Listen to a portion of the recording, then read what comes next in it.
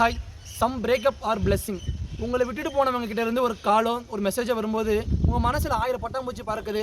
இதை இருண்டு போன உலகம் திரும்ப 100 சூரியனோட திரும்ப வந்த மாதிரி நீங்கள் உங்கள் வாழ்க்கை ரொம்ப பிரகாசமாக இருக்கிற மாதிரி நீங்கள் நினச்சி ரொம்ப சந்தோஷப்படுறீங்க.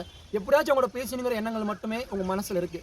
ஆனால் அதுக்கு முன்னால் உடஞ்சி போன உங்கள் மனசு, உடஞ்சி போன பல இரவுகளை நீங்கள் அழுத கண்ணீர், இது எதுக்குமே வேல்யூ இல்லாமல் போகணும்னா நீங்கள் அவங்கள வெல்கம் பண்ணுறதுக்கு ரெடி ஆகுங்க. அப்படி வெல்கம் பண்ண ரெடி ஆகுனீங்கன்னா நீங்கள் பெயின் ஜோனுக்குள்ளே வர தயாராகிட்டீங்கன்னு அர்த்தம். திரும்பவும் உங்கள் மனசு உடஞ்சி போச்சு அப்படின்னா, திரும்பவும் அந்த நரகத்துக்குள்ளே நீங்கள் போயிட்டீங்க அப்படின்னா, முதல் டைம் நீங்கள் மீண்டு வந்த மாதிரி இந்த டைம் மீண்டு வர முடியுமா அப்படிங்கிறத தெரிஞ்சுக்கிங்க. நீங்கள் எல்லாத்துக்குமே கொடுக்குற செகண்ட் சான்ஸு எல்லாத்துக்குமே சக்ஸஸ்ஃபுல்லாக அமையாது கிடையாது.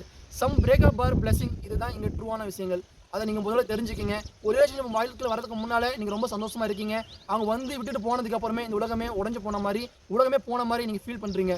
அவங்கள நீங்கள் உலகமாக நினச்சி தான் மிகப்பெரிய தவறு. இந்த உலகம் அவங்கள விட பெருசு. தேங்க்யூ.